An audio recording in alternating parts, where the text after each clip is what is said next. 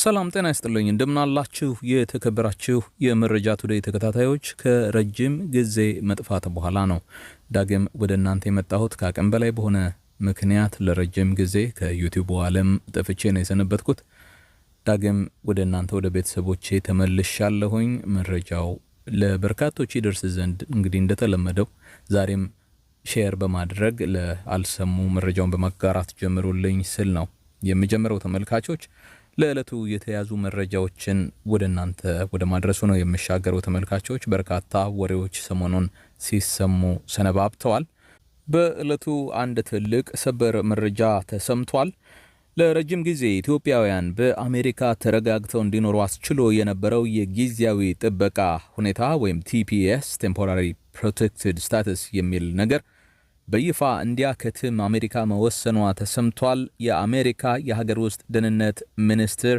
ክሪስቲ ኖኤም በጉዳዩ ላይ ያሉት ነገር ምንድነው ነዋሪነታችሁን በዛው በሀገር አሜሪካ ያደረጋችሁና ጉዳዩ በቀጥታ የሚመለከታችሁ ወገኖች ዝርዝር ነገር ይዣለሁ የምታደምጡት ይሆናል በተጨማሪም ከግብረ ሰዶም ጉዳይ ጋር በተያያዘ ሰሞኑን በርካቶች ሲነጋገሩበት የነበረ ጉዳይ እንዳለ የምታውቁት ነው የአሻም ቲቪ ጋዜጠኛው ሶፎንያስን የተመለከተና ይህንኑ መረጃ ወደ አደባባይ በማውጣት ነገሩን ያጋለጠውን ወጣት ፍሬዘርን በተመለከተ የተሰማ ነገር አለ ምሽቱን ከወደ አዳማ በሰበር ዜና የተሰማው ነገር ምንድነው የማስደምጣችሁ ነው የሚሆነው ተመልካቾች በተጨማሪም ከቀናት በፊት ከሌሎች ቲክቶከሮች ጋራ በቁጥጥር ስር የዋለው አዶናይን በሚመለከት የተሰማ ነገር አለ በርካታ የውጭ ሀገር ሚዲያዎችም በዚሁ መንግስት ያከናወነ ባለው እስር ዙሪያ የተናገሩት ነገር እንዳለ ተሰምቷል ይህንንም አጋራችኋለሁ ተመልካቾች ቀዳሚ የማደርገው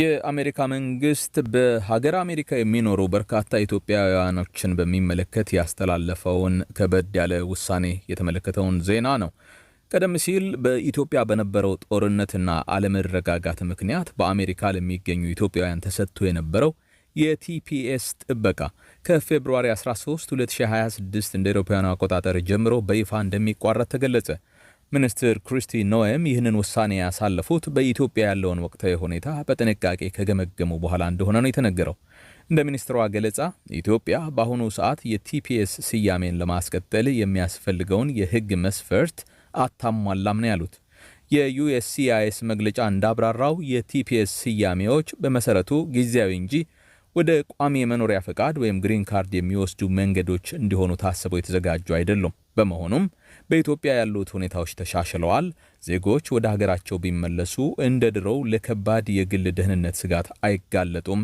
ሲል ድምዳሜ ላይ ደርሷል ተመልካቾች ይህ ውሳኔ በተለይ በአሜሪካ ህጋዊ የመኖሪያ መሰረት የሌላቸው ወገኖችን በሚመለከት ወሳኝ ጥሪዎችን ያስተላለፈበት ነው የአሜሪካ መንግስት የአሜሪካ የሀገር ውስጥ ደህንነት መስሪያ ቤት DHS ዜጎች በሁለት አማራጮች ዙሪያ እንዲያስቡ ነው ያሳሰበው የመጀመሪያውና በመንግስት የተበረታታ የተባለው አማራጭ በፈቃደኝነት አገሪቱን ለቆ መውጣት ነው ይሄው ጉዳይ የሚመለከታቸው ኢትዮጵያውያን በሚቀጥሉት 60 ቀናት ውስጥ በፈቃደኝነት አሜሪካን ለቀው እንዲወጡ ተጠይቋል ይህንን ለሚያደርጉ መንግስት ጥቅሞችን አዘጋጅቻለሁ ነው ያለው አንደኛው ነፃ የአውሮፕላን ቲኬት ወደ ሀገር ቤት መመለሻ ቲኬትን በነፃ እሰጣለሁ ያለ ሲሆን የገንዘብ ጉርሻም እስከ $1000 የሚደርስ እሰጣለሁ ማለቱ ተሰምቷል በተጨማሪም ወደፊት የሚኖር እድል ይኖራል ይሄውም በፈቃደኝነትና በህግ አግባብ መውጣት የቻሉ እንደሆነ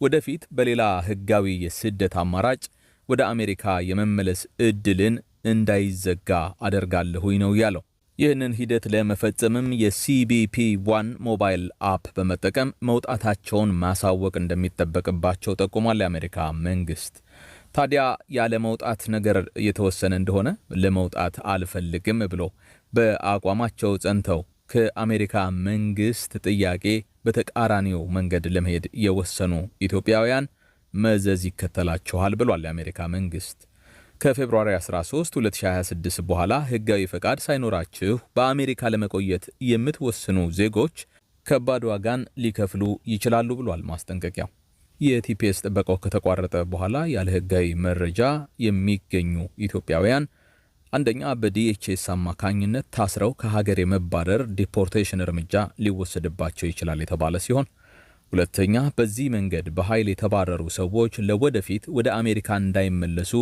እገዳ ወይም ኢንአድሚሲቢሊቲ ሊጣለባቸው እንደሚችል ተገልጿል። ተመልካቾች፣ ይህ ዜና ለብዙዎች አስደንጋጭ ሊሆን እንደሚችል ግልጽ ነው። ነገር ግን የተሰጠው የጊዜ ገደብ እስከ ፌብሩዋሪ 2026 ድረስ በመሆኑ ጉዳዩ የሚመለከታቸው ወገኖች ከስደት ጉዳይ ጠበቆቻቸው ጋራ የመመካከር በቂ ዝግጅትን እንድታደርጉ በርካቶች እየመከሩ ይገኛሉ። የዜናው ምንጭ የአሜሪካ የሀገር ውስጥ ደህንነት መስሪያ ቤት DHS እንደዚሁም USCIS መግለጫዎች ናቸው። ተመልካቾች፣ ወደ ሌላ ጉዳይ ላሻግራችሁ።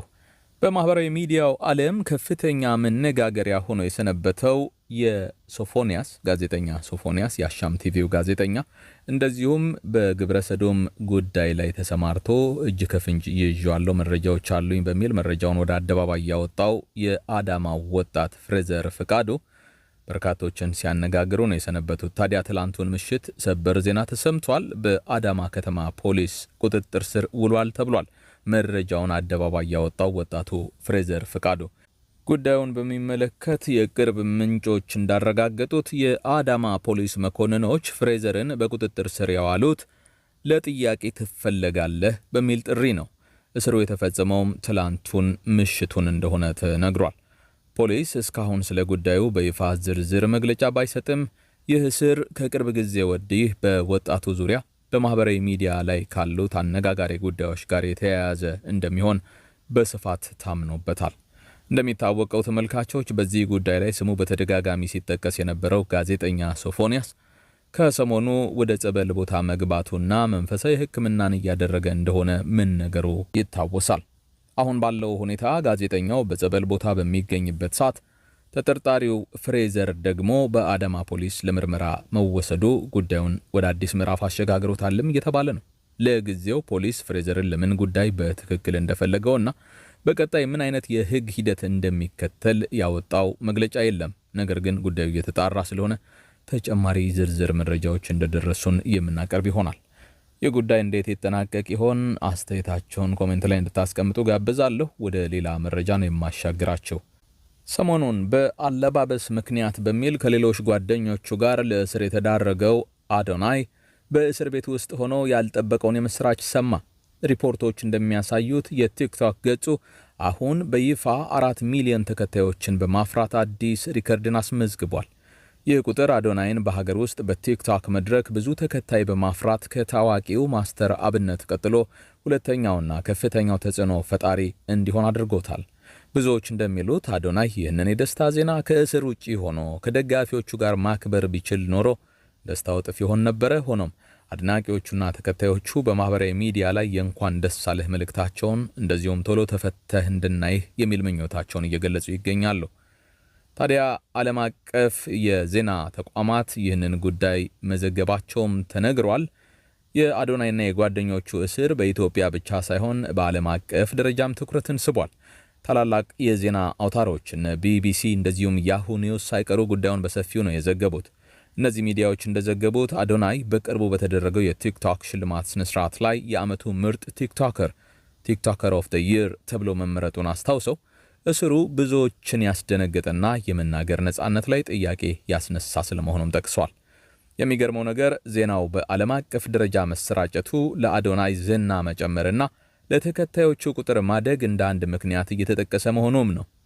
በሌላ በኩል የአዶናይ እናት ወይዘሮ አበባ ገብሩ ስለ ልጃቸው እስር በሰጡት አስተያየት ድንጋጤ ተሰምቶኛል ሲሉ ለቢቢሲ ተናግረዋል። አዶናይ የጀርባ አጥንቴና ለኢትዮጵያ ወጣቶች ምሳሌ ነው ያሉት እናቱ ልጃቸው ከካናዳ ወደ ሀገሩ ተመልሶ ወጣቶችን በማበረታታት ስራ ላይ የተጠመደ ስለመሆኑም ገልጸዋል። በአጠቃላይ አዶናይ እስር ቤት ቢሆንም የዲጂታል ተጽዕኖ ግን አሁንም እያደገ መምጣቱን እየተስተዋለ ያለው ይህ የ4 ሚሊዮን ተከታይ ሪከርድም በቀጣይ ቀናት ሊጨምር እንደሚችል ጭምር ነው የሚገመተው። ስለ ጉዳዩ ያላችሁን አስተያየት በሐሳብ መስጫ ሳጥን ውስጥ አስቀምጡልኝ ተመልካቾች። ወደ ኋላ ላይ ከተጨማሪ መረጃዎች ጋር የምንገናኝ ይሆናል። መልካም ቀን።